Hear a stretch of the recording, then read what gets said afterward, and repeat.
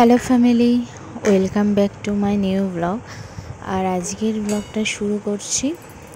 এখন বাজে সন্ধ্যা 7টা। আর আজকে 2 দিনের ব্লগ একসঙ্গে শেয়ার করব। মঙ্গল আর বুধ এই 2 দিনের ব্লগ আমি শেয়ার করছি। তো আমি পনির আলুর তরকারি গরম করে নিয়েছি সন্ধ্যাবেলা, আর ছেলের জন্য জল ফুটিয়ে নিচ্ছি, কারণ ওর গরম জল শেষ হয়ে গেছে, তো ফ্লাক্সে ঢেলে রাখবো। আর চা দিলাম, আজকে দুধ চাই দিলাম।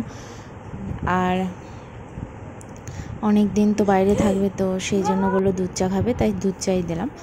এরপর রাত্রেবেলা আমি সব জামা কাপড় গুছিয়ে দিচ্ছি, ও গুছাচ্ছে।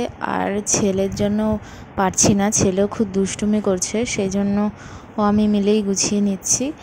আর এরপর রাতে খাওয়া দাওয়া করে শুয়ে পড়েছিলাম, কারণ অনেকটা রাত হয়ে গেছিলো গোছাতে গোছাতে। 12:30 একটা বেজে গেছে। এখন হয়েছে সকালবেলা, এখন ভোর 6:30 বাজে। আর এই যে ওর ওলা বুক হয়ে গেছে, তো এই যে রেডি হয়ে নিচ্ছে। ও সকালে শুধু চা আর রুটি খেয়েই চলে গেল, কারণ এয়ারপোর্টে ওখানে খাবার পাওয়া যায়, ও সেখান দিয়েই খেয়ে নেবে।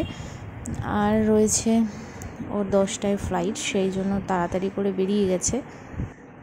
আর এই যে ও বাইরে গিয়ে দাঁড়িয়ে আছে সব লাগেজ ব্যাগপত্র নিয়ে। আর আমাদের এই পুকুরটায় মাছ ধরছে, কত মাছ পাওয়া গেছে দেখুন। মাছগুলো অনেক, 2 হাঁড়ি মতন মাছ ধরেছে।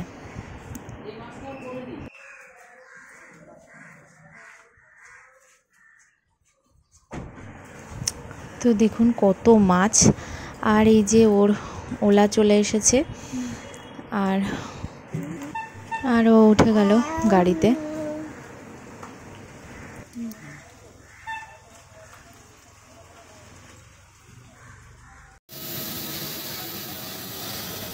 আর এই যে ও পৌঁছে গেছে এয়ারপোর্টে, আর ফ্লাইটও ঢুকে গেছে ওদের। তো এখন এই জায়গা থেকে আমাকে ভিডিও করে পাঠালো যে এখন ফ্লাইটে উঠবে, তাই।